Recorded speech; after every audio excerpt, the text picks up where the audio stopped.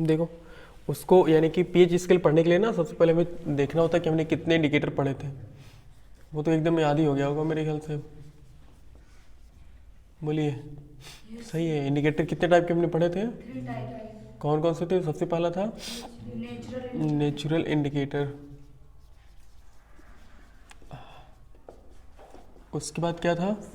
Synthetic. Synthetic मतलब क्या होता है? जो आर्टिफिशियल होता है। सिंथेटिक इंडिकेटर, बिल्कुल, जो लैब में बनाया जाता है। और एक होता है हमारे पास ऑल फैक्ट्री इंडिकेटर, मतलब ऐसे इंडिकेटर जो स्मेल के बेस पर काम करते हैं। ओके। और अगर देखा है ना तो ये नेचुरल इंडिकेटर और ऑल फैक्ट्री इंडिकेटर दोनों एक ही कैटेगरी में आएंगे। मतलब ऑल फैक्ट्री इंडिकेटर भी किसकी कैटेगरी में जाएगा? नेचुरल में जाएगा। बस इसको हम स्मेल की वजह से ही अलग कर लेते हैं और कोई रीज़न नहीं है। तो इसमें नेचुरल में कौन कौन आया करते हैं? लिटमस, वो चाहे पेपर हो या फिर सोल्यूशन हो, वो दोनों आते हैं नेचुरल में। बाकी और कौन आते हैं? और टर्मरिक आते हैं, रेड कैबेज। कैबेज नहीं है, रेड कैबेज कहेंगे तो अच्छा होगा। Red cabbage. और सिंथेटिक में दो आते हैं ना, एक फिनोल्फथैलीन और एक आता है मेथिल ऑरेंज। ये है फिनोल्फथैलीन और एक है मेथिल ऑरेंज, ये आता है। और ऑल फैक्ट्री में कितने आते हैं? दो आते हैं ना, ओनियन आता है और कौन आता है? वानिला। ओके। इसमें ओहो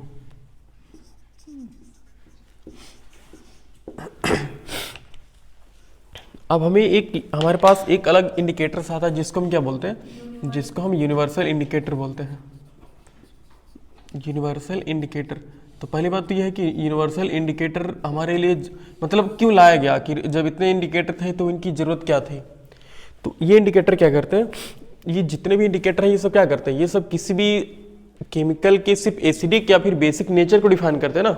जितने भी इंडिकेटर हैं, चाहे वो नेचुरल इंडिकेटर हो, चाहे वो सिंथेटिक इंडिकेटर हो, चाहे फिर ऑल्फैक्टरी इंडिकेटर्स हो, ये तीनों इंडिकेटर सिर्फ केमिकल्स की एसिडिक या बेसिक नेचर को डिफाइन करते हैं, ना कि उनके एसिडिक और बेसिक स्ट्रेंथ को नहीं डिफाइन कर पाते हैं। लेकिन यहाँ जो यूनिवर्सल इंडिकेटर है वो किसी भी केमिकल के एसिडिक और बेसिक नेचर को डिफाइन करने के साथ साथ उसकी एसिडिक और बेसिक स्ट्रेंथ को भी डिफाइन करता है। हम कह सकते हैं कि यूनिवर्सल इंडिकेटर क्या होता है? Universal indicator those indicator which detect, मतलब जो पता लगाते हैं या फिर डिफाइन करते हैं, विच detect not only the acidic और बेसिक नेचर ऑफ केमिकल। भाई आखिर ये जो एसिड है, बेस है, वो क्या है? वो एक तरह से केमिकल ही तो है। तो दोज इंडिकेटर, वे indicator which detect not only the acidic और basic nature of the chemical, मतलब ऐसे इंडिकेटर जो न केवल किसी भी केमिकल की एसिडिक और बेसिक नेचर को डिफाइन करते हैं, but also detect the acidic and basic strength of the chemical.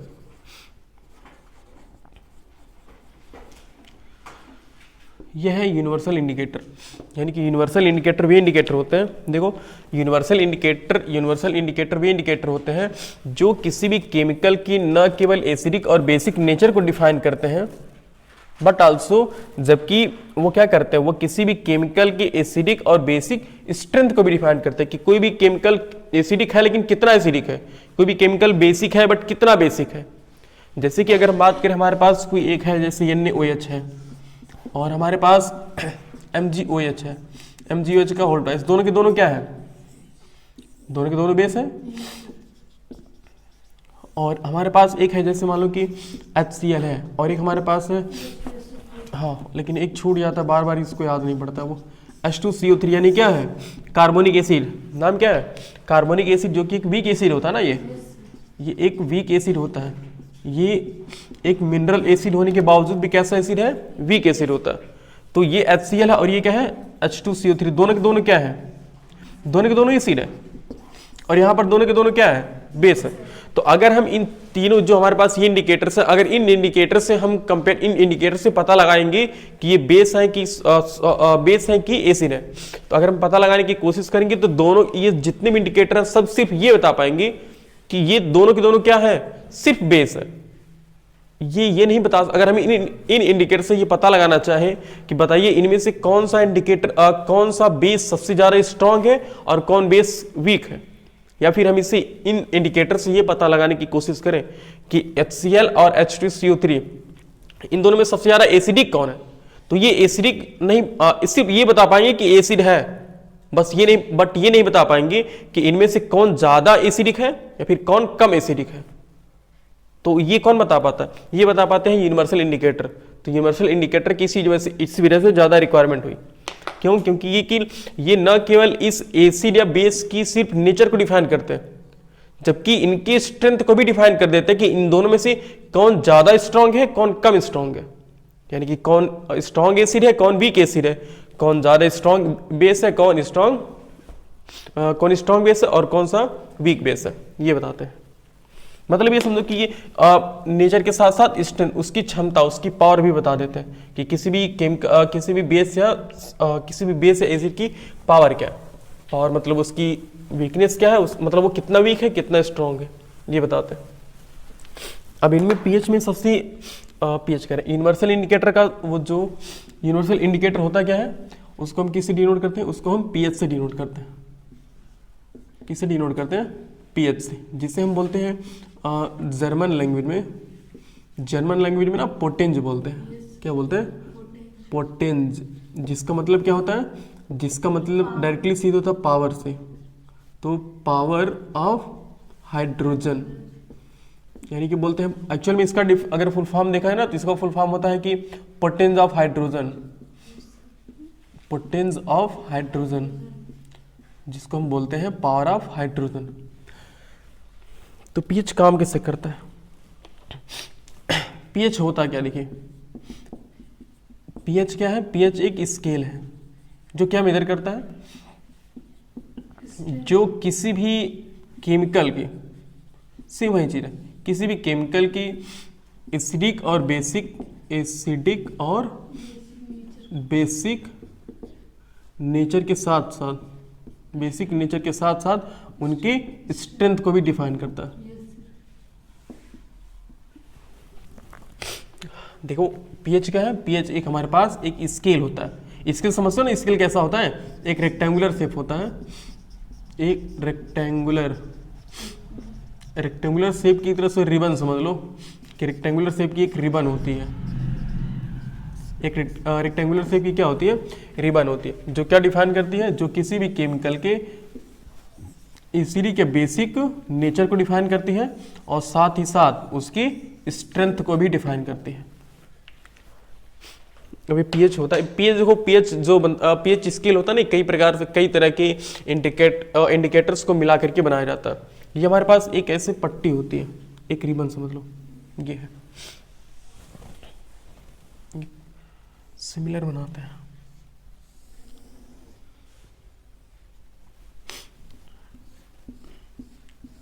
इसमें कुल कितने बॉक्सेस होते हैं, इसे 15 बॉक्सेस होते हैं। 1 2 3 4 5 6 लिखते चलते भी हो जाएगा। 1 2 3 4 5 6 7 8 9 10 11 12 13 14 15, वाह क्या बात है, तो पूरा सेट ही हो गया। इसमें काउंटिंग करते हैं, 0 1 2 3 4 5 6 7 8 9 10 11 12 13 और 14। तो 15 बॉक्स से फिर भी हम 13 तक ही क्यों काउंट कर पाए, मतलब 15 बॉक्स होने के बावजूद भी हम 14 तक काउंट क्यों कर पाए, क्योंकि ये 0 से स्टार्ट हो रहा है ना। ओके, तो अब देखो ये जो pH स्केल होता है ना, इसके बीच में क्या होता है, सबसे बीचों बीच 7, ये किस कलर का होता है, ये ग्रीन कलर का होता है। ओके, सबसे स्टार्टिंग में किस कलर का होता है, ये बिल्कुल रेड कलर का होता है, एकदम डार्क रेड बोलते हैं।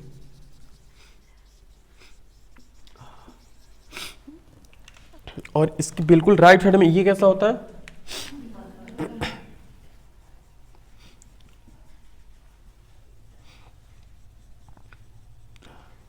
पर्पल एकदम मतलब डार्क पर्पल होता है, समझ रहे हो, जिसको वायलेट बोल सकते हैं। वो भी तो सेम ही मतलब होता है दोनों का, क्यों, सही बात है, दोनों का मतलब सेम होता है जी, वायलेट और पर्पल। हाँ लेकिन हमने सर्च किया ना, वो हमको भी कंफ्यूजन नहीं लग रहा था कि वायलेट और पर्पल दोनों अलग अलग चीज़ें, लेकिन ऐसे दे रहा था, इसको पर्पल दे रहा था, इसको डार्क पर्पल, इसको वायलेट, इसको डार्क वायलेट। तो फिर हमने सोचा वायलेट और पर्पल में फर्क है क्या, तो दोनों की मतलब सेम आ रहा था। वायलेट मतलब ही क्या होता है, बैगनी होता है, और पर्पल मतलब ही क्या होता है, बैगनी होता। तो इस वजह से हम कंफ्यूज, मतलब समझ रहे कि जिधर ऐसे जाते हैं ये डार्कनेस इसकी बढ़ती रहेगी, और इधर जाएंगे सबसे लास्ट में क्या होगा, जो रेड है रेड की डार्कनेस बढ़ती जाएगी। तो अगर थोड़ा सा अगर हम पूरी स्केल की बात कर लें कि पूरी स्केल का कलर कैसा होता है, तो ये रेड है ना, तो रेड के बाद क्या हो जाता है, हल्का सा रेड येलो हो जाता है। रेड येलो करें कि ग्रीन येलो या फिर ग्रीनिश बोलते हैं ना उसे, ऐसे हल्का सा ग्रीन हो जाता है। उसके बाद यहाँ हो जाता है ये ग्रीन, ये एकदम समझ लो कि येलो कलर हो जाता है ये। अब येलो तो बनेगा नहीं,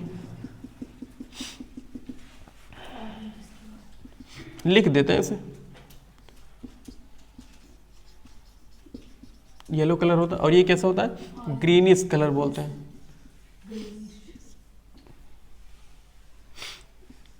ये ग्रीनिश कलर होता है। और ये कैसा होता है, ऑरेंज कलर होता है। ऑरेंज कलर होता है। ये भी कैसा होता है, हाँ। और ये हल्का सा रेड होता है, एकदम ऐसे कह लो कि,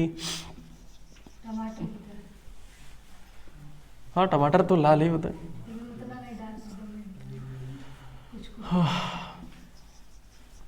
हमें देखो इसे पूछने वाला कलर नहीं है जी, मेरे ख्याल से थोड़ा भद्दा लगेगा लिखने में, थोड़ा अजीब लगेगा। कुछ कुछ का लिख देते हैं जैसे यहाँ पर ये है, लेकिन फिर भी वही ऐसे लिख देते हैं। ये देखो ये क्या है, ग्रीन है, ये येलोइश कर, ये ग्रीनिश होता है समझ लो, और ये येलो कलर होता है, और ये मतलब देखो ऐसे बढ़ेगा, ग्रीन है तो ग्रीन से हल्का ग्रीन होगा, फिर उसके बाद येलो हो जाएगा, फिर हल्का सा येलो मिलेगा और थोड़ा ऑरेंज मिल जाएगा, फिर यहाँ पर येलो और ज़्यादा ऑरेंज हो जाएगा, फिर यहाँ पर ज़्यादा ऑरेंज हो जाएगा, फिर यहाँ पर हल्का सा रेड होगा, फिर यहाँ पर पूरा रेड हो जाएगा। सिमिलरली यहाँ पर है, ऐसे होता होता ऐसे है, येलो है तो फिर हल्का सा इसमें ब्लू मिल जाएगा, तो फिर बीच में क्या रहता है ऐसे, ये ब्लू कलर आ जाता है, इसमें ब्लू बनेगा। अच्छा है तो ये कुछ ब्लू कलर बन जाता है। तो ये ब्लूइश ग्रीन है, तो ये हल्का सा ग्रीन से समझ लो कि ग्रीन है, ग्रीन में हल्का सा हम ब्लू मिला देंगे तो हल्का सा उस कलर बन जाएगा। फिर ये फिर आ जाएंगे तो हल्का सा ये, अब ये ब्लू थोड़ा डार्क बनता जाएगा, तो इसको हम बोलते हैं पर्पल कलर बोलते हैं, इसको डार्क पर्पल बोलते हैं, इसको वॉलेट बोलते हैं, इसको बढ़ता जाएगा। ठीक है, बस हमें स्टार्टिंग का समझना, बीच वाला समझना, ये वाला समझना, क्योंकि हमारे पास अगर इसको पीएच स्केल हमसे पूछेगा ना तो उसमें ये नहीं पूछेगा कि कौन सा कलर दे रहा है, बस उसमें ये देगा कि उसकी नंबरिंग ऐसे दे देगा कि 4 है, 3 है या फिर 11 12 है, तो बताइए उसका नेचर कैसा होगा, ये हमसे पूछेगा। फाइनली इसको हटा ही देते हैं। तो देखो जो बीच में है सबसे ग्रीन में, इसको हम क्या बोलते हैं, इसको हम न्यूट्रल बोलते हैं, इस एरिया को हम न्यूट्रल बोलते हैं। समझा रहे हैं सबका मतलब क्या है? इसको हम क्या बोलते हैं, एकदम प्योर एसिड। प्योर मतलब क्या, स्ट्रॉन्ग, स्ट्रॉन्ग एसिड। इसकी कैटेगरी में कौन आते हैं, इसकी कैटेगरी में एकदम आते हैं कंसंट्रेट स्ट्रॉन्ग एसिड। कैसे आते हैं, ये आते हैं कंसंट्रेट HCl, H2SO4 या फिर HNO3। ये कंसंट्रेटेड होते हैं, मतलब बहुत ज़्यादा सांद्र होते हैं, गाढ़े होते हैं। और इसके जस्ट पहले जो अगर हम 1 की बात करें, वन में कौन आते हैं, वन में यही एसिड आते हैं, लेकिन कैसे होते हैं ये डाइल्यूट होते हैं, ये डाइल्यूट फॉर्म में रहेंगे, यानी कि डाइल्यूट फॉर्म में वही चीज़ें, यानी कि HCl, HNO3 और H2SO, एसिड होने के बाद भी क्या कार्बोनिक एसिड, वो वीक एसिड होता है। और इसके बाद जैसे आएंगे ना, इसकी वीकनेस क्या होती है, धीरे धीरे बढ़ती रहेगी, यही बताते हैं। और ये है बेस, सबसे लास्ट में क्या आता है, सबसे लास्ट में स्ट्रॉन्ग बेस आता है, स्ट्रॉन्ग बेस। और फिर एकदम से इसी से सोचो तो इसको बोलते हैं कंसंट्रेटेड बेस, कंसंट्रेटेड बेस, यानी कि NaOH, KOH और BaOH का होल ट्वाइस। नाम क्या है, barium hydroxide. Barium hydroxide concentrated base होता है, साथ में सोडियम हाइड्रोक्साइड और पोटेशियम हाइड्रोक्साइड। उसके पहले वाले में यानी कि 30 नंबर टेबल में डाइल्यूट एसिड होते हैं, तो डाइल्यूट वही डाइल्यूट बेस होते हैं, जो कि है NaOH, KOH और BaOH का होल ट्वाइस। अच्छा, यहाँ पर हम जो कंसंट्रेटेड लिख रहे हैं और बेस लिख रहे हैं, डाइल्यूट लिख रहे हैं, समझ पा रहे हो ना। कंसंट्रेटेड का मतलब है कि इसमें वाटर की क्वांटिटी क्या है, बहुत लेस है, और डाइल्यूट का मतलब है कि इस बेस में वाटर की क्वांटिटी बहुत ज़्यादा है। इसमें वाटर की क्वांटिटी, पानी की क्वांटिटी ज़्यादा, मतलब H2O के मॉलिक्यूल्स ज़्यादा होंगे, और इसमें H2O के मॉलिक्यूल्स बहुत कम प्रेजेंट होंगे, मिनिमम प्रेजेंट होते हैं, उनको हम कंसंट्रेटेड और डाइल्यूट बोलते हैं। न्यूट्रल। अब हम चेक कैसे करते हैं कि कोई भी चीज़ एसिडिक है या फिर बेसिक है। जैसे कि हमें क्या करना पड़ेगा, इसको मिटाना पड़ेगा, पहले नोट कर लो, बताते हैं जल्दी से।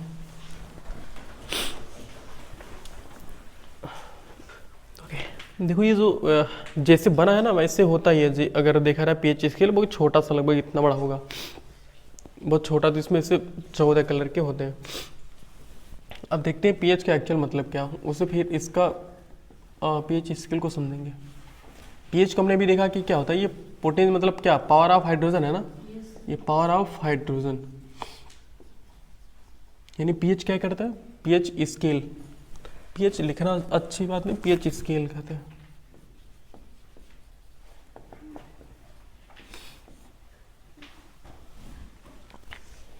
तो pH स्केल क्या है, pH स्केल एक ऐसा स्केल है, जो क्या मेजर करता है, जो हाइड्रोजन आयन की कंसंट्रेशन को मेजर करता है, कंसंट्रेशन को मेजर करता है किसमें, किसी भी सॉल्यूशन में, उसी बेस पर एक काम करता है। pH स्केल कैसे काम करता है, pH स्केल किसी भी सॉल्यूशन में हाइड्रोजन आयन कितना कंसंट्रेटेड है उसको एक तरह से मेजर करता है। यानी कि कोई भी सॉल्यूशन अगर हमारे पास है, अज्यूम करो कि हमारे पास सॉल्यूशन है, तो अब अगर हम इस pH रिबन को इसमें डालेंगे तो वो ये चेक करेगा, और pH क्या करेगा, मतलब pH कुछ अलग अलग कलर देगा, बता रहे हैं pH कुछ अलग अलग कलर देगा, जिससे पता चलता है कि इसकी इस आयन में हाइड्रोजन आयन की कंसंट्रेशन क्या है, कम है या फिर ज़्यादा है। देखो ये जो 7 है, तो 7 पर मतलब क्या रहता है, अगर कोई भी कलर, अगर हम किसी भी pH स्केल को इस सॉल्यूशन में डाल रहे हैं, अगर उसका कलर बिल्कुल ग्रीन हो गया तो क्या होगा, अगर ग्रीन हो गया तो समझ जाओ कि वो सॉल्यूशन कैसा है, न्यूट्रल है। और अगर इस 7 से नीचे आया, यानी कि 6, 5, 4, 3 ऐसे कुछ आ गया, तो इधर ऐसे जैसे हम बढ़ते जाएंगे, इधर का ग्राफ ऐसे उठता रहेगा, यानी कि ये कैसे बढ़ता रहता है, ये ग्राफ क्या डिनोट करता है, increasing of acidic nature, increasing of acidic nature. अगर हम इस 7 से लेफ्ट की तरफ जाएंगे, अगर pH वैल्यू जितना कम होगी उसका एसिडिक नेचर क्या होगा, उतना ही ज्यादा होगा। और इधर क्या होता है, इधर बेसिक नेचर इंक्रीज होता है ऐसे, ये यानी कि हम कह सकते हैं इंक्रीजिंग ऑफ बेसिक नेचर। हम इस 7 के राइट साइड में जितना भी आगे जाएंगे उसका बेसिक नेचर क्या होगा, बढ़ता रहेगा। बेसिक नेचर बढ़ने का मतलब क्या, एसिडिक नेचर बिल्कुल शून्य हो जाता है, यहीं पर शून्य हो जाता है, यानी कि इस न्यूट्रल पर ही बेस एसिडिक नेचर, एसिड और बेस दोनों का नेचर क्या होता है, जीरो हो जाता है। अगर हम इधर जाएंगे तो एसिडिक नेचर शुरू हो जाएगा, और इधर जाएंगे तो बेसिक नेचर शुरू हो जाएगा। अब दिमाग में थोड़ा सा कन्फ्यूजन तो होगा ही कि सर अगर हम बेस में जाते हैं, अगर कोई भी अगर एक ऐसा सोल्यूशन है जिसका पीएच मान लो कि 8 आ गया, तो इसका मतलब कि वो क्या है, बेस है। अगर बेस है तो वो कैसे पावर ऑफ हाइड्रोजन हो गया, तो यहाँ पर क्या होना चाहिए, पावर ऑफ हाइड्रोक्साइड आयन होना चाहिए ना। तो रियलिटी में होता भी है ऐसे कि पीएच बस नहीं होता। तो जैसे पीएच ऑफ यानी कि पीएच मतलब पीएच, इसका नाम सिर्फ पीएच स्केल इसलिए दिया गया क्योंकि सबसे पहले ये हाइड्रोजन आयन को ही मेजर करता है। मतलब इसको पहले इसी के समकक्ष लाया गया था, उसके बाद जब इसको मतलब ये हाइड्रोक्साइड आयन की भी हाइड्रोजन आयन की कंसंट्रेशन को भी मेजर कर लेता है। एक्चुअली इसके अंदर ज्ञान तो क्या होता है कि जैसे किसी हम केमिकल से क्या करते हैं, इसको इस पीएच स्केल को किसी भी केमिकल में डालते हैं तो उस वो केमिकल क्या करता है, इसमें जितने भी इंडिकेटर होते हैं ना सबसे रिएक्ट कर लेता है। तो सबका एक अपना अलग अलग एक पोर्शन होता है, वो क्या करते हैं, सब रिएक्शन करना शुरू कर देते हैं और सब के सब एक ही कलर दे देते हैं। उससे पता चल जाता है कि वो जो सोल्यूशन है वो कैसा है, वो एसिड है या फिर एसिडिक है फिर नेचुरल बेसिक है, ये होता है। अब ये जो नंबरिंग दिया इसका क्या मतलब है, इसका ये मतलब है कि देखो अगर पीएच की वैल्यू जितने ज़्यादा क्या होगी, यहाँ पर ऐसे समझाते हैं, ये इधर क्या होगा इंक्रीज और इधर डिक्रीज होगा। तो इसको से नंबरिंग से ऐसा, अगर पीएच वैल्यू 0 है या फिर ऐसे कर, हाँ ये अगर पीएच वैल्यू 0 है इसका क्या मतलब है, स्ट्रॉन्ग अगर पीएच वैल्यू 0 है इसका क्या मतलब है कि एकदम बिल्कुल वो स्ट्रॉन्ग एसिड रहेगा ना। अगर पीएच वैल्यू 0 है इसका मतलब कि वो स्ट्रॉन्ग एसिड रहेगा। और अगर पीएच वैल्यू देखो पीएच वैल्यू ग्रेटर देन 0 और लेस देन किससे हो 7। देखो अगर पीएच वैल्यू 7 से बड़ी हो, 0 से बड़ी हो और 7 से क्या हो छोटी हो, तो वो क्या इंडिकेट करेगी, वो इंडिकेट करेगी एसिड से। और अगर यही पीएच वैल्यू 7 से बड़े हो जाए और 14 से क्या हो जाए कम हो जाए, तब ये क्या डिनोट करेगी, ये बेस को डिनोट करेगी, यानी कि बेस एसिडिक नेचर को डिनोट करेगी, हाँ एसिडिक नेचर को, और यहाँ डिनोट करेगी बेसिक नेचर को, बेसिक नेचर को। और अगर पीएच वैल्यू 14 के इक्वल आ गई तो इसका मतलब क्या है, जो प्योर बेस है यानी कि स्ट्रॉन्ग बेस है, वो स्ट्रॉन्ग बेस है। जैसे थोड़ा सा समझाने की, यहाँ देखो अगर मान लो कि हमारे पास कोई सोल्यूशन है और इस सोल्यूशन में हम डाल दे रहे हैं इसी पीएच स्केल को डाल दिए, तो हमने पीएच स्केल को इसमें डाल दिया और देखा तो पीएच स्केल का कलर ऐसे समझ लो कि ऑरेंज हो गया। कैसा हो गया, ऑरेंज। तो अब ऑरेंज हो गया, हम इसे मैच कराएंगे कि ऑरेंज वाला कहाँ पे है, तो देखेंगे मान लो ऑरेंज वाला ऐसे किस पर होता है 3 या 4 ऐसे मान लेते हैं, यहाँ पर आ गया, ठीक है। तो अगर ऑरेंज मतलब एक्चुअली में हम इसको क्या करते हैं, जो इसका कलर होता है ना इससे मैच कराते हैं, तो इसका जो कलर होता है इससे मैच कराएंगे। मान लो वो कलर यहाँ पर 3 वाले से मैच करेगा, तो हम बोलेंगे कि इस सोल्यूशन की जो पीएच वैल्यू वो कितनी है, वो पीएच वैल्यू 3 है। अब पीएच वैल्यू 3 है इसका मतलब क्या है कि वो पीएच वैल्यू 0 से बड़ी है और 7 से छोटी है, इसका मतलब वो क्या है, वो एसिडिक नेचर है। और उसी के बगल में सोच लो कि हमारे पास एक दूसरा सोल्यूशन है, हमारे पास एक दूसरा सोल्यूशन है जिसमें हमने अगेन पीएच स्केल डाल दिया, और अगर पीएच स्केल डालने के बाद इसका कलर येलो आ गया, कैसा आ गया, येलो आ गया। फिर हम चेक करते हैं येलो कहाँ मिलेगा हमें, तो येलो ऐसा समझ लो कि यही मिल रहा है, हाँ 4 पे से मतलब मिल रहा है। तो इसका मतलब यहाँ कहेंगे कि यहाँ इसकी पीएच वैल्यू कितनी है, यहाँ पीएच वैल्यू 4 है। तो अब हम क्या बता सकते हैं कि इन दोनों सोल्यूशन में इन दोनों के दोनों एसिड कन्फर्म है। अब दोनों के दोनों एसिड है, इसमें हम ये भी बता सकते हैं कि कौन सबसे स्ट्रॉन्ग एसिड है इन दोनों में। तो जिसकी पीएच वैल्यू जितना कम होती है वो ज़्यादा वो सोल्यूशन या फिर वो एसिड उतना ही क्या होता है, स्ट्रांग होता है। इसका मतलब ये क्या होगा, ये ज़्यादा स्ट्रांग होगा और ये इसके अपेक्षा थोड़ा इसके कंपेरिजन में कम स्ट्रांग होगा। तो इस तरह से ये क्या करता है, एक एसिड नेचर को भी बता दे रहा है और साथ ही साथ इसकी स्ट्रांगनेस को भी बता दे रहा है कि ये एसिड स्ट्रांग या फिर वीक है। जैसे एक सोल्यूशन हमारे पास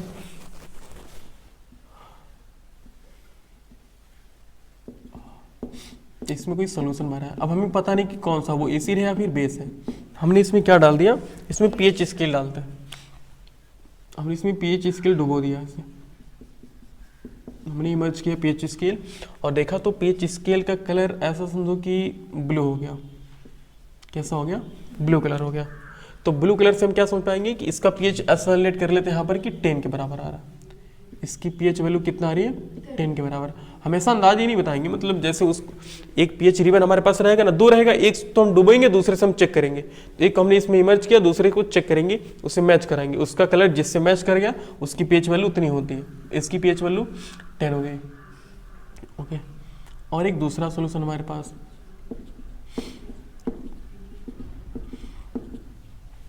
ये हमने इसमें भी क्या पीएच स्केल को इमर्ज किया और इसका कलर हमने देखा तो उसमें मतलब कि पर्पल आ गया, पर्पल कलर। तो हम कह दें कि इसका पीएच वैल्यू कितना है? मान लो कि 12 आ गया। ओके, अब ये दोनों की पीएच वैल्यू क्या है? दोनों की पीएच वैल्यू 7 से बड़ी है ना, दोनों की पीएच वैल्यू 7 से बड़ी है। इसका मतलब क्या है कि दोनों के दोनों क्या है? दोनों के दोनों बेस है। अब अगर हमें कंपेयर करना हो कि इन दोनों बेस में सबसे इन दोनों बेस में कौन स्ट्रांग है और कौन सा वीक है, उसके लिए हम पीएच वैल्यू से चेक करेंगे। तो जिसकी पीएच वैल्यू क्या होती है? बड़ी है बेस में। देखो एसिड में क्या होता है? एसिड में उसका उल्टा होता है। एसिड में जिसकी पीएच वैल्यू जितना कम होती है वो उतना ज्यादा एसिडिक होता है, और बेस में क्या होता है कि जिसकी पीएच वैल्यू जितने ज्यादा बड़ी होती है, पीएच वैल्यू क्या होती है? जितने ज्यादा बड़ी होती है, हम कहते हैं कि उसका हम क्या बोलते हैं? हम बोलते हैं उसका बेसिक नेचर क्या होता है? उतना ही स्ट्रांग होता है, उतना ज्यादा होता है। तो इन दोनों में स्ट्रांग कौन होगा? ये वाला स्ट्रांग बेस होगा और ये वाला क्या होगा? वीक बेस होगा। इन दोनों के कंपैरिजन में ऐसा होता है। ओके, ये नोट कर लो, फिर बताते हैं।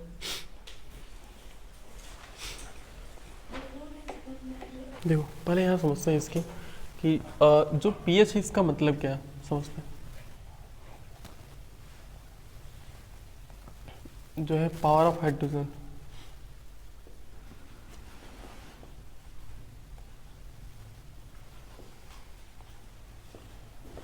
देखो जैसे कि हमारे पास कोई एक सोल्यूशन है और एक और दो सोल्यूशन है।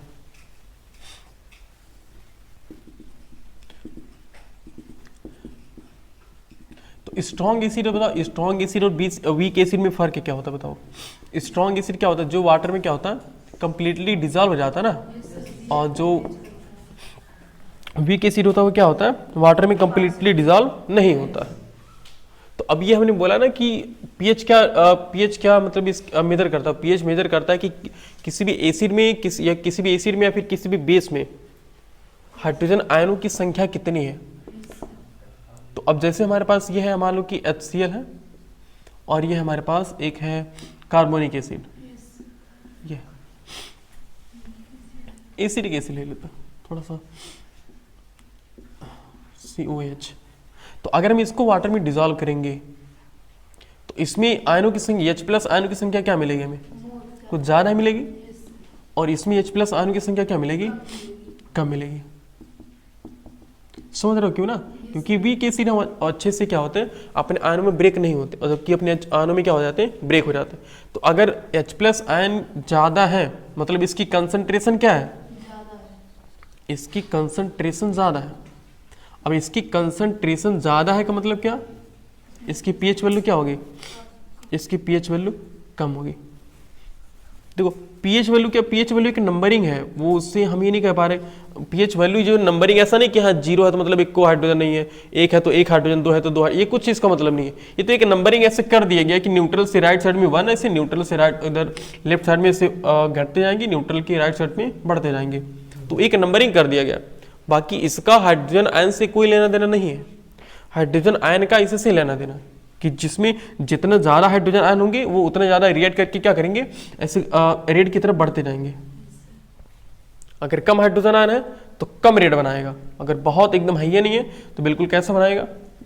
न्यूट्रल, मतलब बेस भी नहीं है तो बिल्कुल न्यूट्रल बनाएगा, और अगर बेस है तो वो बना लेगा। तो ऐसे सिमिलरली इसमें भी है। इसमें H+ आयन क्या है? कम है। H+ आयन कम होने का मतलब कि इस सोल्यूशन में हाइड्रोजन आयन की कंसंट्रेशन क्या है? कम है। अगर कंसंट्रेशन कम है, इसका मतलब क्या, उसका जो pH है, इसकी पीएच वैल्यू क्या होगी, इसकी पीएच वैल्यू ज़्यादा होगी। बस ये पीएच वैल्यू ज़्यादा मतलब कि अगर कम हाइड्रोजन आयन है तो रिएक्ट करके क्या बनाता है, वो हल्का रेड बनाता है, रेड बनाता है बट हल्का रेड बनाता है, ये होता है। yes sir, ये इसका मतलब है पावर ऑफ हाइड्रोजन, यानी कि पीएच का मतलब क्या, समझ पा रहे हो ये। yes sir, तो मेरे ख्याल से नोट करना चाहिए ये वाला।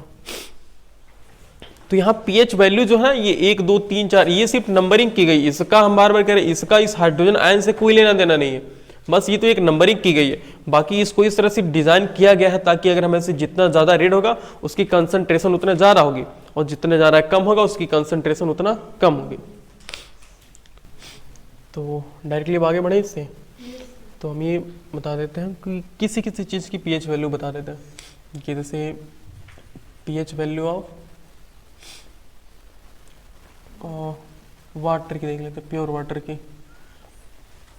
अच्छा एक हमने वो नहीं देखा कि अगर मान लो कि हम किसी भी, अगर हमारे पास सोल्यूशन है तो इस सोल्यूशन में अगर हम कोई लिटमस कह रहे हैं, वो पीएच स्केल को इसमें इमर्ज कर रहे हैं, अगर उसका कलर बिल्कुल ग्रीन आ गया, इसका मतलब वो क्या है, यानी कि वो कैसा है, ना तो वो एसिडिक है ना फिर वो कैसा है, बेसिक है, यानी कि वो क्या है, न्यूट्रल। मतलब क्या, न्यूट्रल मतलब होता है साल्ट, वो कैसा है, साल्ट है, ना तो एसिड है ना तो बेस है, वो साल्ट है।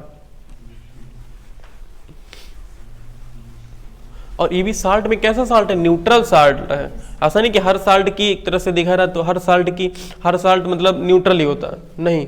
हमने बताया था ना कि अगर हम स्ट्रॉन्ग एसिड को अगर हम वीक बेस से रिएक्ट करवाएंगे तो जो साल्ट बनेगा वो कैसा होगा, वो एसिडिक होगा, तो उसकी पीएच वैल्यू कुछ बढ़ जाती है। तो pH value of pure water कितना होता है, ये 7। इसका मतलब है कि अगर हम प्योर वाटर में इस पीएच स्केल को ड्रॉप करेंगे तो उसका रंग कैसा हो जाएगा, उसका रंग बिल्कुल ग्रीन हो जाएगा। ओके और हाँ, प्योर वाटर किस वाटर को सर प्योर माना जाता है? किस वाटर को प्योर वाटर प्योर वाटर माना जाता है, ये भी सही बात है। क्या बताना चाहेगा, होता है तो उसको बॉयल करके फिर ऊपर आइस लगा के फिर पिएगा, पानी में प्योर होगा किसी बर्तन में, समझ रहे हैं आप।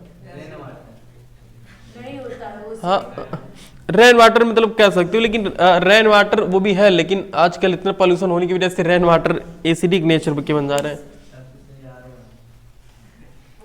तो वही हम जो बताते नहीं कि बॉयल करके ऐसे निकाल पानी ड्रॉप कराओ तो हाँ हाँ हाँ, जो ऐसे था फिर कंडेंसेट होता है, फिर ऐसे उसको हम कलेक्ट कर लेते हैं, वो जो वाटर होता है वही होता है।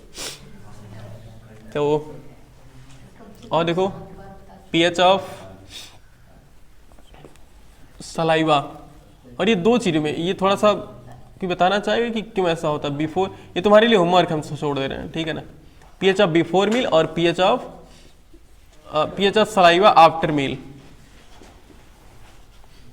क्यों इसकी पीएच चेंज जाती है ये बताना है। आफ्टर मील तो पीएच की अरे वो पीएच की पहले करें, मतलब भोजन के पहले हमारे सलाइवा की पीएच वैल्यू कितनी होती है, 7.4 होती है, और पीएच की खाना खाने के बाद कितनी रहती है, 5.8। ऐसा क्यों होता है मुझे बताओ। इसका मतलब कि खाना खाने के बाद बिफोर मील यानी कि खाना खाने के पहले कैसा होता है, ये बेसिक होता है ना। देखो 7 से ज्यादा है मतलब क्या है, बेसिक है, और पीएच वैल्यू कितनी है 5.8, तो 5.8 का मतलब क्या कि एसिडिक है। क्योंकि जब भोजन ये ऐसा क्यों होता है थोड़ा सोच के बताना। और देखो एक और चीज इसमें हम थोड़ा बार बार ये कह रहे हैं ना कि अगर मान लो किसी भी चीज की पीएच वैल्यू दिया है, पीएच वैल्यू मान लो 3 दिया, तो अगर कहे कि इसी उस सॉल्यूशन मान लो कि कोई अच्छा 3 है तो इसका मतलब एसिड होगा, तो कह रहा है उस एसिड की पीएच वैल्यू कितनी है 3 है, तो उसकी पीओएच वैल्यू बताओ कितनी होगी, तो उसको 14 में से माइनस कर देना, मतलब ऐसे बता रहे ये अभी हमारे सिलेबस के लिए नहीं है तो बार बार डिस्टर्ब करता है ये चीज। क्योंकि जब खाना खाते हैं तो उसमें एसिडिक रहता है जो भोजन है, कि जरूरी हम जो खाना खाते हैं वो इसी दे रहे, तो एचसीएल का डाइजेस्ट नीचे होता है ऊपर थोड़ी रहता है। HCl जो होता है वो सोच क्या ना टाइम देते हैं अब।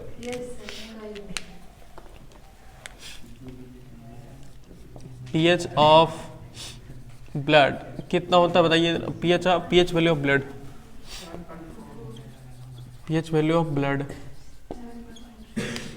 ये कितना होता है 7.4, और पीएच वैल्यू ऑफ वो मिल्क कितना होता है, ये कितना होता है बताइए जरा, 6.8। इसका मतलब समझ रहे हो ये क्या है, मिल्क कैसा होता है, थोड़ा एसिडिक होता है, और ये कैसा होता है, बेसिक होता है। तो खून का रिश्ता बड़ा होता है कि दूध का रिश्ता बड़ा होता है, खून का रिश्ता कुछ ज्यादा ही बड़ा होता है।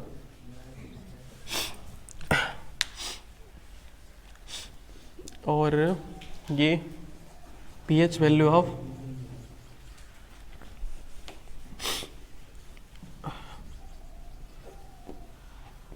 और किस चीज की पीएच वैल्यू निकाली जाए, मिट्टी की बदलती रहती है, यहाँ की मिट्टी कुछ और है, वहाँ की मिट्टी कुछ और है, तो हर जगह की मिट्टी की पीएच वैल्यू अपनी अलग अलग होती है।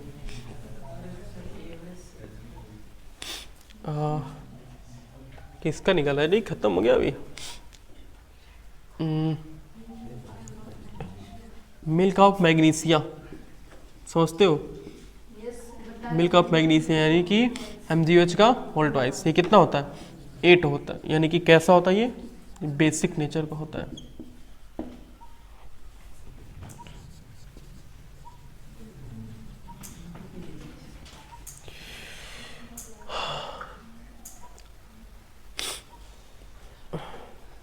झट्टा हुई ये लिख लो इतना, फिर बताते हैं इस पीएच।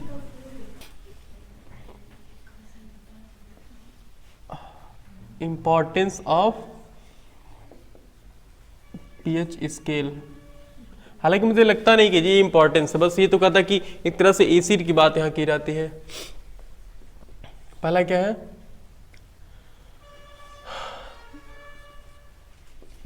पीएच इन डाइजेशन,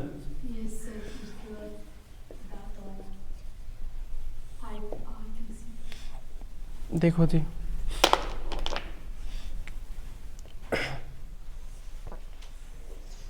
ऐसे होता है हमारा स्टमक, सेम के बीज की तरह क्या होता है, सेम क्या होता है, सेम के बीज की तरह होता है ना, सेम देखे हो ऐसे होता है। पेड़ देखे बीज नहीं, चले बहुत अच्छी बात है आपने देखा है कम से कम। आम लग रहा है इतनी खतरनाक बेइज्जती नहीं, सर वो है क्या? वही लिखने जा रहे थे। बहुत अच्छी बात आपने कहा, स्टमक है।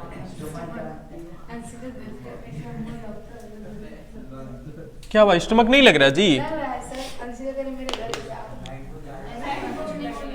मैंगो ज्यादा लग रहा है, तो भाई सब ऐसे होता है तो हम क्या करें, अब नया स्टमक बना दे, भगवान से अलग हो जाए, भगवान से दुश्मनी कर ले। देखो ये है, इसके ऊपर कौन सी लेयर लगी रहती है बताओ, म्यूकस की लेयर लगी नहीं रहती, मतलब लगती रहती है ना, हाँ लगी नहीं रहती, लगती रहती है, ये म्यूकस होता है। अब ऐसा समझ लो कि यहाँ कोई है, यहाँ पर ऐसे है, यहाँ से म्यूकस ग्लैंड समझ लो कि यहाँ से म्यूकस निकलता रहता है। हालांकि बहुत क्रिटिकल क्या कहती है बनावट होती है, बहुत एक तरह क्रिटिकल बनावट होती है, हमारे बॉडी के हर एक पार्ट की होती है। और यहाँ समझ लो कि ऐसे कुछ लगे हैं, तो यहाँ से क्या निकलता है, HCl निकलता है। तो अब जो रेड रेड है सब के सब क्या है, HCl है ऐसे। तो अगर हमने ज़्यादा देर तक खाना नहीं खाया, हमने बोले था ना कि खाने के रूटीन से ही क्या होता है कि खाने की रूटीन के अकॉर्डिंग हमारी बॉडी उस तरह से बिहेव करने लग जाती है। जैसे हम बोले थे कि अगर हम 9 बजे खाना खा रहे हैं और सुबह 9 बजे खाना खा रहे हैं और शाम को 2 बजे खाना खा रहे हैं, तो डेली 9 बजे 2 बजे 9 बजे 2 बजे, तो हमारी क्या होती है, हमारी जो बॉडी होती है, यानी कि हमारी बॉडी उसी तरह से क्या हो जाती है, ढल जाती है उसी माहौल में। यानी कि इसको पता लग जाता है ना कि जब 9 बजे ही खाना इसमें आने वाला है, तो 9 बजे हम अच्छे से सिक्रीज करेंगे। तो अब मान लीजिए किसी दिन हमने 9 बजे खाना नहीं खाया, तो HCl क्या होगा, वहां से सिक्रीज होना क्या हो जाएगा, शुरू हो जाएगा। तो अब HCl तो सिक्रीज हो रहा है यहाँ पे। अब आपने खाना नहीं खाया, इसका मतलब कि यहीं से पड़ा हुआ है। तो जब खाना नहीं खाएंगे तो बहुत ये ज़्यादा, हालांकि इतना ज़्यादा नहीं होता है, तो ज़्यादा HCl से सिक्रीज होता रहेगा, तुरंत क्या होगा, हमें यहाँ पर जलन होना शुरू हो जाता है ना भाई, HCl है। अब म्यूकस कितना संभालेगी, म्यूकस संभाल ही नहीं पाता है, इसकी वजह से यहाँ क्या हो जाता है, यहाँ पर हमें हमारी स्टमक में पेन होता है, यहाँ लिखते हैं हमारी स्टमक में पेन होता है या फिर इरिटेशन बोलते हैं, इरिटेशन यानी कि जलन होती है। हाँ, तो यानी कि इसमें क्या बढ़ गया, यानी कि हमारी स्टमक में क्या इंक्रीज हो गया, हमारे स्टमक में देखो हमारे स्टमक में HCl इंक्रीज हो गया, और जब HCl इंक्रीज हो जाता है ना उसी को हम क्या बोलते हैं, एसिडिटी बोलते हैं, एसिडिटी। अब एसिडिटी को अगर हमें न्यूट्रल करना है, एसिड को अगर हमें न्यूट्रल करना तो एक ही उपाय है, वो क्या है, वो बेस है। तो हमें इसको क्या देना पड़ेगा, बेस देना पड़ेगा। तो उस बेस को हम क्या बोलते हैं, देखो बेस को क्या, यानी एक ऐसा बेस जो एसिड को न्यूट्रल करने की कोशिश करेगा ना, तो एक तरह से वो एंटी एसिड होता है, एंटी एसिड यानी एसिड को मारने वाला, एंटी एसिड। वायरस को मारने वाला क्या होता है, एंटीवायरस, वायरस को मारने वाला एंटीवायरस। उसी तरह से एसिड को मारने वाला एंटी एसिड, जिसे को हम अपनी भाषा में क्या बोलते हैं, एंटासिड, एंटासिड बोलते हैं, ठीक है। और इस एंटासिड के रूप में हम क्या यूज करते हैं, हम यूज करते हैं मिल्क ऑफ मैग्नीशिया, हम यूज करते हैं मिल्क ऑफ मैग्नीशिया, जिसे हम बोलते हैं, जिसका केमिकल फार्मूला क्या होता है, MgOH का होल ट्वाइस।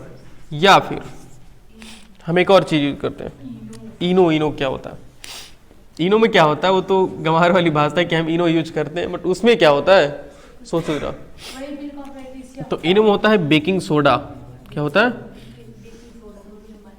बेकिंग सोडा, जिसे हम क्या बोलते हैं, सोडियम हाइड्रोजन कार्बोनेट, यानी कि सोडियम बाइकार्बोनेट बोलते हैं। क्या बोलते हैं, सोडियम बाइकार्बोनेट, जिसका केमिकल फार्मूला क्या होता है, CaHCO3। हम इसको बनाने की भी प्रोसेस देखेंगे कि कैसे बनता है ये। तो जो हम इनो पीते हैं उस इनो में क्या होता है, उस इनो में बेकिंग सोडा, क्या, अच्छा ये NaHCO3, बेकिंग सोडा होता है। यानी कि जो हम इनो पीते हैं वो क्या होता है, उसमें बेकिंग सोडा होता है। इस वजह से ना कभी इनो को जब डालते हैं तो बहुत ऐसे रिएक्ट करता है ना, उसमें दिखता है, हाँ, तो वो क्या है, बेकिंग सोडा, जिसमें हम क्या करते हैं, सोडियम बाइकार्बोनेट है, ये भी क्या करता है, एक एंटासिड की तरह काम करता है। यानी कि जो भी एसिड, जो भी बेस क्या करते हैं, एसिड को न्यूट्रल कर दे तो उसी को हम क्या बोलते हैं, एंटासिड बोलते हैं। और हमें क्या मिलता है, तुरंत हमें रिलैक्स मिलना शुरू हो जाता है। तो ये होता है, यानी कि जब हम खाना कुछ देर तक, ज़्यादा देर तक खाना नहीं खाते तो पीएच वैल्यू क्या हो जाती है, सर उस पे 6 सेकंड लिखता है, सही अगर 6 सेकंड में से दिखाने लगता है क्या, बिल्कुल यहाँ से यहाँ तक जाने में कितना टाइम लगेगा जी, जितना सेकंड लगा तुरंत रिएक्शन हुआ गायब। तो सही कर लिखता है और क्या, गलत थोड़ी लिखता है। इतना ध्यान से पढ़ती हमने जाना ही नहीं कभी, हमने तो कभी ध्यान से देखा ही नहीं कि उसमें क्या लिखा रहता है। सुनो, यानी बताओ पीएच वैल्यू, अच्छा बताओ, जब हम खाना नहीं खाते कुछ देर तक, तो इसकी पीएच वैल्यू क्या होती है, बढ़ती है कि बढ़ जाती है कि घट जाती है, इसकी पीएच वैल्यू बढ़ जाती है कि घट जाती है, बढ़ जाती है। देखो वैल्यू बढ़ने से एसिड नहीं बढ़ेगा, वैल्यू घट जाती है, वैल्यू घटने से क्या होगा, एसिड बढ़ेगा। घटती है। तो अगर हम ज्यादा देर तक खाना नहीं खाएंगे तो पीएच वैल्यू क्या होती है, पीएच वैल्यू क्या होती है, घट जाती है, डिक्रीज कर जाती है। पीएच वैल्यू क्या होती है, डिक्रीज कर जाती है। और जब हम एंटासिड यूज कर लेते हैं तो पीएच वैल्यू क्या हो जाती है, बिल्कुल बढ़ जाती है। और ये बढ़ करके लगभग तक कितनी जाती है, ये पीएच वैल्यू लगभग तक 6 पॉइंट कुछ हो जाती है, यानी कि 7 तो पूरा नहीं हो पाती है, क्योंकि एसिड तो हमेशा निकलता रहता ना इसमें से। तो पूरा ऐसा नहीं कि पूरे के पूरे स्टमक को ही न्यूट्रल कर दिया, ऐसा नहीं होगा। तो क्या पता इनो पीने के बाद तुरंत खाना खाए तो क्या पता खाना पचवे नहीं किया, तो ऐसा नहीं होने वाला। और एक और चीज होती है कि जैसे जानते कुछ लोग ज्यादा देर तक मतलब खाना बहुत कम खाते मतलब बहुत कम खाते हैं, बहुत कम खाने का मतलब कि थोड़ा थोड़ा खाते हैं, लेकिन अब HCl तो निकलता ही है, तो वो निकलते निकलते एक समय ऐसा होता है कि जैसे एक इसको समझाने के लिए हम एक नियम समझा रहे हैं। जैसे मान लो कि एक दिन खाना खाने के लिए तुम्हें 2 लीटर HCl चाहिए, समझा रहे हैं बस, ठीक है ना। तो हमने इतना खाना खाया कि यहाँ से 1.7 लीटर खत्म हो गया, तो 0.3 लीटर बचा है कि नहीं बचा? बचा है। फिर हमने अगले दिन खाना खाया, तो फिर अगले दिन खाना खाया तो उसमें से फिर बच गया 0.2 लीटर, फिर बच गया, वो हम नहीं न्यूट्रल कर पाए, उसको हम यूज नहीं कर पाए, तो टोटल कितना हो गया? 0.5 लीटर बच रहा है। तो ऐसे धीरे धीरे बचता रहेगा। तो एक समय होता है ना कि इसमें ये बहुत ज़्यादा HCl इसमें इकट्ठा हो जाता है, जिसकी वजह से जलन होने लगता है। तो एक तरह से कभी कभी ना वो क्या कहते हैं, वॉमिटिंग आ जाती है, उल्टी होती है, तो किसकी होती है? HCl की हो जाती है। कभी कभी हुआ होगा सबको से जनरली हो जाता है। तीखा नहीं, खट्टा होता है। तीखा रहेगा तो बेस हो जाएगा, खट्टा रहता है। उसके बाद बहुत अच्छा रिलैक्स महसूस करते होगे जब वॉमिटिंग होती है।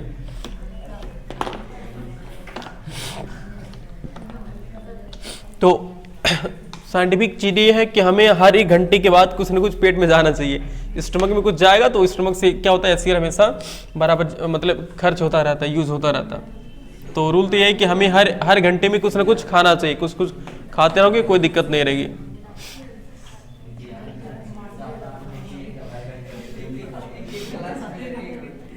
हाँ, जरूरी नहीं यार, पानी पीते रहो कुछ एक हेल्दी के लिए उतना, लेकिन हम लोग की क्या होती है इम्यूनिटी उतना ज्यादा होती है कि कुछ नहीं होता इन सब चीजों से।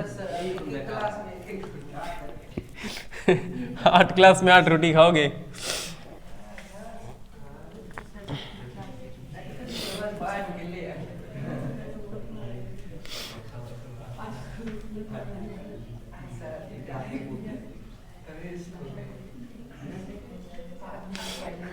और दूसरा है pH ऑफ एसिड रेन। देखो एसिड रेन क्या होता है, देखो ये हमारा अपना गोला है। अपना गोला किस शेप का है? किस शेप का? बिल्कुल। किस कलर का जी? Geoid shape. मतलब जियोइड शेप हमने पहली बार सुन रहे हैं। एक कोई अलग प्रोफेशनल नेम है क्या? मतलब एक से अच्छा समझ में आ जाता है, कोई जियोइड चीज होगा उसी से कंपेयर किया गया होगा मे बी।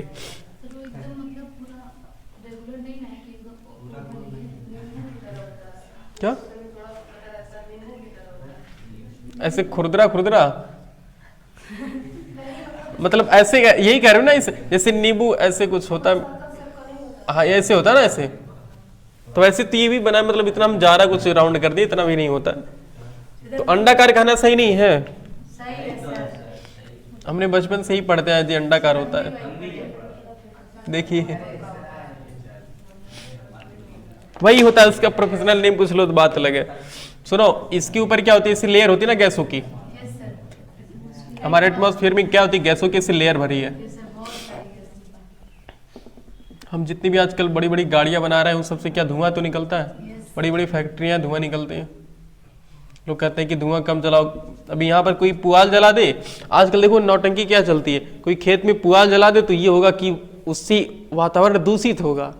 बड़ी बड़ी फैक्ट्रियों से भर भर के धुआं निकल रहा है तब नहीं दूषित होगा, तो वहां नहीं होता। ये पुआल जला दे, किसान अगर पुआल जला दे तुरंत दूषित हो जाएगा। सुनो, यहाँ अर्थ से कोई भी कार्बन की चीजें हम जलाएंगे तो ऊपर जाके कौन सी गैस बन जाती है? यहाँ एक लेयर बनती है ना, एक तरह से CO2 की लेयर बन जाती है। यहाँ CO2 की लेयर बनती है, SO2 की लेयर बनती है, NO2 की लेयर बनती है। Carbon dioxide, sulphur dioxide, nitrogen dioxide, ये सब होती है। और हम जानते हैं कि ऊपर खूबसूरत से बादल ऐसे टहलते रहते हैं ना, ऐसे देखे हो ऐसे बादल ऐसे। अब बादलों में क्या होता है? बादल है क्या? एक तरह से वाटर ड्रॉप ही तो है। बादल क्या है? पानी के ड्रॉप ही है। तो CO2 मिल करके क्या बनाता है? CO2 पानी के साथ मिलकर के ना कार्बोनिक एसिड की तरह बनाएगा, और ये क्या बनाएगा? H2SO4, सल्फर सल्फ्यूरिक एसिड, ये नाइट्रिक एसिड बनाता है। अब ये सब एसिड, सब के सब एसिड बन रहा है। अब यही सब तो एसिड नीचे आएंगे। तो जब नीचे आएंगे तो कैसा हो रहेगा, मतलब नीचे आएंगे एसिड तो है और एसिड पानी के साथ मिल के आ रहा है, तो रेन कैसा होता है, एसिडिक रेन। तो हम कहते हैं कि यहाँ कौन सा रेन हो रहा है, एसिडिक रेन होता है। तो कहते हैं कि बारिश की पहली बूंद में नहाना नहीं चाहिए। मतलब अगर बारिश कहीं सुनो, अगर बारिश अगर 1 महीने बाद हो रही है तो उस बारिश में तो बिल्कुल नहीं नहाना। 1 महीने उससे ज्यादा अगर हो रही है बारिश, जैसे कि 1-2 महीने बाद बारिश हो रही है, तो उस बारिश में तो बिल्कुल नहीं भीगना चाहिए, क्योंकि अगर उस बारिश में आप भीग गए तो आप बीमार होने के चांसेस ज़्यादा है। उसमें एसिड ज़्यादा मिला रहता है। उसके बाद जैसे आज बारिश हो गई पूरा, उसके बाद 2-3 दिन बाद होती रही तो नहाते रहो, कोई दिक्कत नहीं, लेकिन पहली बारिश में नहीं भीगना चाहिए जहाँ तक प्रयास हो। और ये एसिडिक कब माना जाता है, जब पीएच वैल्यू क्या होती है, जब रेन वाटर की पीएच वैल्यू, जब रेन वाटर की पीएच वैल्यू क्या होती है, ऐसे लिखते हैं pH value of rain water, pH value of rain water, pH value of rain water is less than 5.6। अगर 5.6 से कम हो गई pH वैल्यू तो उसको हम क्या बोलते हैं, एसिड रेन बोलते हैं। अच्छा, इसका मतलब समझो क्या है। अच्छा, 5.6 से अगर कम होती तो हम बोलते हैं कि एसिड रेन हो रही है, तो 5.6 से अगर ज्यादा हो रही है तो भी क्या, 5.6 से देखो 7 ज्यादा दूर है, अभी 7 ज्यादा दूर है। इसका मतलब उसमें जनरली उसमें क्या वाटर रेन में क्या मिला रहता है, एसिड मिला रहता है, ये चीज होती है। तो ऐसे कर सकते हो, मतलब एक डाटा ऐसे है कि 5.6 से अगर कम पीएच वैल्यू है तो समझ जाओ कि वो एसिड रेन हो रहा है। अब यही एसिड रेन कहाँ जाती है, ये एसिड रेन हमारे खेतों में जाती है।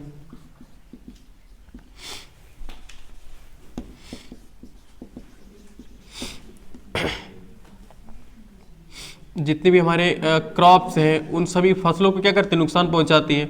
जितने भी एक्वाटिक नेचर के एक्वाटिक क्रिएचर हैं, यानी कि जलीय प्राणी हैं, उनको भी क्या होता है, उनको भी अपनी लाइफ को सरवाइव करने के लिए क्या करता है, बहुत ज़्यादा डिफिकल्टीज को फेस करना होता है, फेस करते हैं। यानी कि वो भी क्या, जितने मतलब ये जो फील्ड खेत है, फसल खेत है, खेत फसल में तो क्या हटाओ, मतलब खेत ऊपर जमीन पर और पानी में रहने वाले जितने भी होते हैं, जितने भी क्रिएचर होते हैं, उन सब वो सब सर्वाइव जब करते हैं तो सर्वाइवल जितने भी होते हैं वो सब सर्वाइवल क्या होते हैं, बहुत डिफिकल्टी का सामना करना पड़ता है ना उन सबको, बहुत ज़्यादा। कहीं मिट्टी पे, हाँ, उसके बाद उसमें क्रॉप उगाया तो उगेगा नहीं उगेगा। तो आप मिटा दिए हैं क्या नहीं, तो फील्ड हमने कहा ना, फील्ड और एक्वाटिक क्रिएचर, एक्वाटिक मतलब जलीय प्राणी जो भी है, ये नोट कर लो ये। हाँ,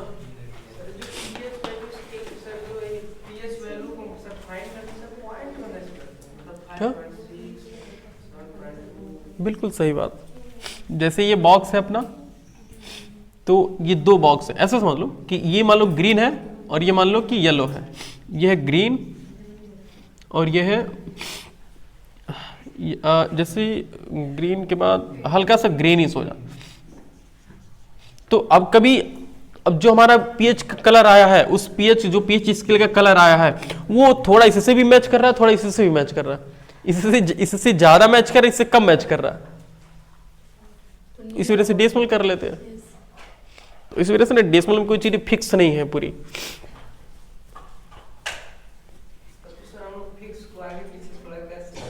तो वही चीजें तो हम कह रहे हैं।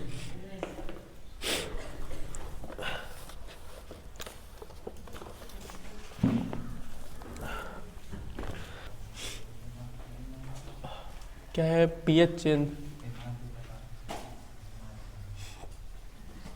HD tooth decay. दांत देखे हो? कुछ लोगों के पास होगा भी। दांत है गोल्डी आपके पास?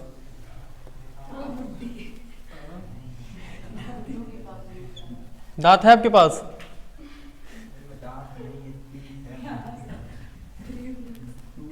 प्रेम मौर्य आपके पास दांत है? ये जामना बाकी है। What do mean by जामना? Ugna means क्या?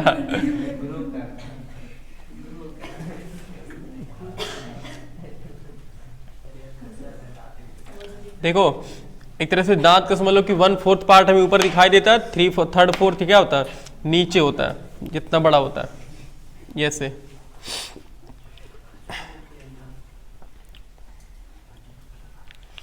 जब हम लोग कुछ चीज़ खाते हैं और ख़ास करके जब हम कोई शुगर चीज़ खाते हैं, मीठा चीज़ खाते हैं, तो यहाँ पर अगर आपने गौर कभी चॉकलेट खाया होगा तो यहाँ चिपक जाता है।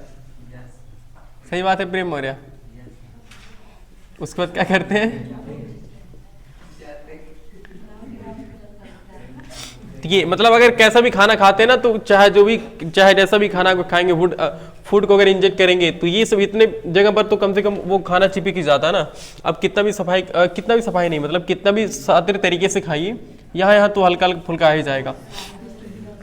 उसके बाद क्या होता है, अब हम जनरली ऐसा है नहीं कि बोलते नहीं, तो बोलते हम मुंह को ओपन करेंगे तो यहाँ से बैक्टीरिया क्या होते हैं, बैक्टीरिया इस पर आने के बाद इसको क्या करते हैं, खाना शुरू करते हैं। इस पर आ गए बैक्टीरिया आते तो यहाँ पर क्या छोड़ते हैं, क्या रिलीज करते हैं, वो एसिड रिलीज करते हैं, यहाँ पर एसिड रिलीज करते हैं। तो ऐसे सभी पार्ट पर क्या हो गया, एसिड आ गया, यहाँ पर भी क्या हो गया, एसिड आ गया।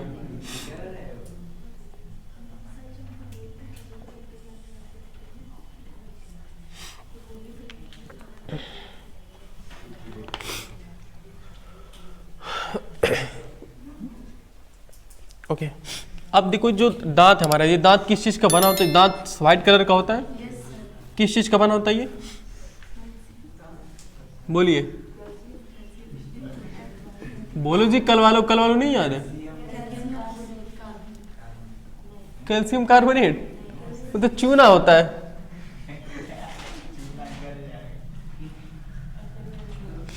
कैल्शियम फास्फेट, अभी नहीं याद है, याद आ गया। बता दो एटॉमिक फार्मूला, केमिकल फार्मूला बता दो तुम।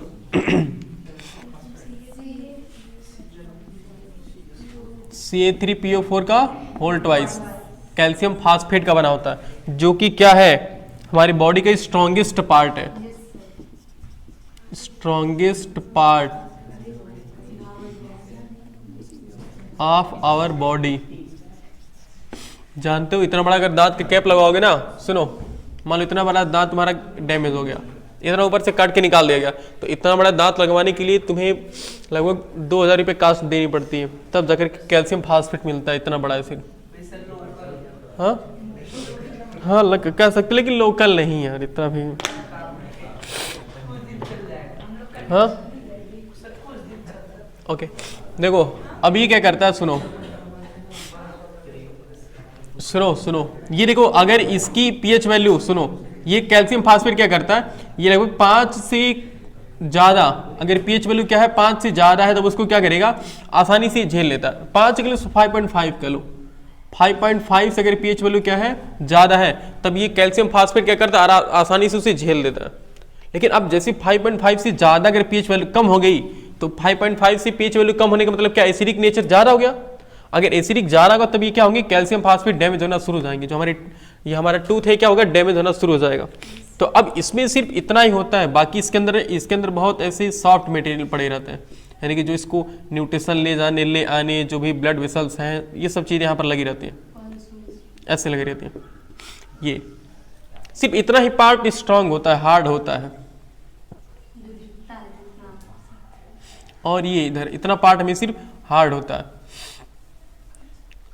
अब यहाँ पर खाना बैक्टीरिया को कम मिल रहा है, और अगर कहीं बैक्टीरिया को यहाँ मिल गए, आ गए अंदर, यहाँ तो भरपूर खाना मिलेगा, तो बैक्टीरिया यहाँ आने की कोशिश करते हैं, तो ये इसको अब यहाँ पर एसिड छोड़ रहे हैं, तो अब एसिड छोड़ने की वजह से क्या होगा, ये थोड़ा सा ऐसे डैमेज होना, ब्लैक होना शुरू हो जाता है ये। तो ब्लैक होते होते एक समय ऐसा आता है कि यहाँ से हल्का हल्का ऐसे एकदम होल बन जाता है, बहुत हल्का हल्का एकदम होल बन जाता है, जिसे हम कहते हैं ना कि पानी लगना कहते हैं। यहाँ से भी अगर ऐसे एसिड हो ना, तो यहाँ से भी जो हमारी एक तरह से मसल्स होती है ना, ये मसल्स के नीचे यहाँ से भी क्या होता है, ऐसे हल्का हल्का होश जो यहाँ तक आ जाते हैं ऐसे। तो इसकी वजह से हम जब पानी को पीते हैं ना, तो पानी लगने के मतलब क्या, कि पानी यहाँ तक जहाँ उसे नहीं जाना चाहिए वहाँ तक चला जा रहा है, पानी ऐसे यहाँ तक चला जा रहा है। अब बैक्टीरिया अगर होल करते हुए समझ लो कि यहाँ तक आ गए, अब उसके बाद यहाँ क्या होगा, अब यहाँ आ गए तो तुरंत इसको खाना शुरू कर देंगे। अब जैसे इसको खाना शुरू करेंगे तुरंत ये दांत क्या होगा, ग्रो करना यहीं पर बंद हो गया और हमें पेन देना शुरू कर देगा। ये हमें पेन हमेशा देना शुरू कर देगा और हमेशा ये दर्द होने लग जाएगा। तुम्हें दांत मतलब कहते हैं जो नहीं, पानी लगने लग जाएगा, बहुत ज़्यादा पेन होगा। इस दांत से हम ज़्यादा वर्क नहीं कर पाएंगे, खा नहीं पाएंगे। तो यानी कि इतने पार्ट को अभी ये क्या करता है, पूरे पार्ट के यहाँ तक खा जाता है ये बैक्टीरिया, इन सबको खाते रहता है, नुकसान देते रहता है।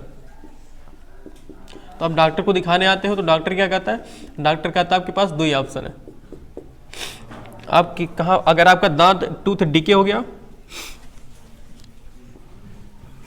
आपका टूथ क्या हो गया, डिके हो गया। और डिके कैसे हुआ था कि आपने खाना खाया उसके बाद अच्छे से साफ नहीं किया, तो जिसकी वजह से बैक्टीरिया है, बैक्टीरिया आकर के क्या छोड़ दिया यहाँ पर, एसिड छोड़ दिया और एसिड छोड़ने की वजह से क्या हो गया, दांत डिके होना शुरू हो गया। तो टूथ जब डिके हो गया तो उसके बाद क्या हुआ, आप गए डॉक्टर के पास, तो डॉक्टर ने आपको कितने ऑप्शन दिए, दो ऑप्शन।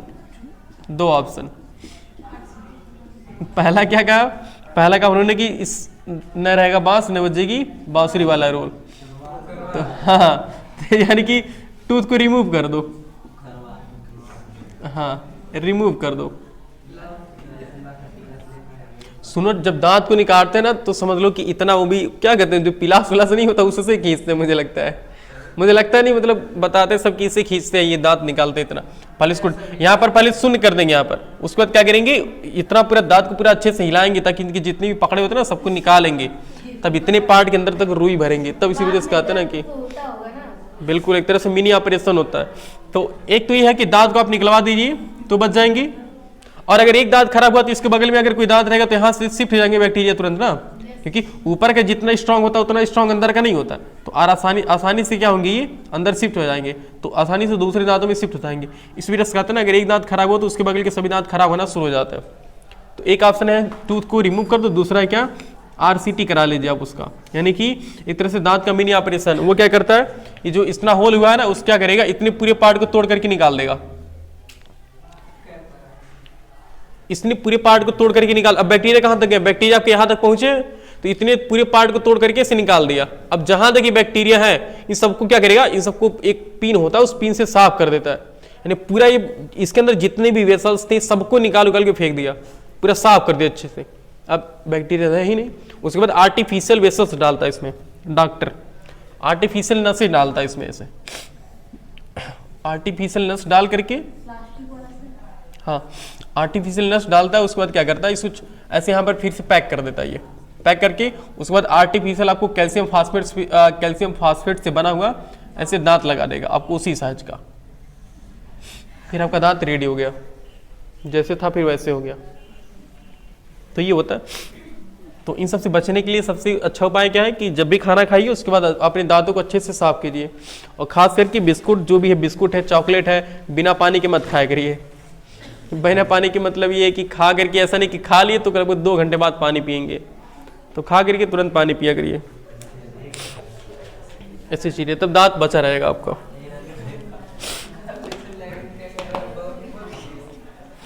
इसलिए ना देखो, जो दांत के मतलब क्या होते हैं, मतलब जिनका दांत खराब होता है बहुत कम बिस्कुट खाते हैं, यानी कि मतलब मीठा चीज खाते नहीं, बहुत कम खाते हैं ताकि उनका दांत बचा रहे।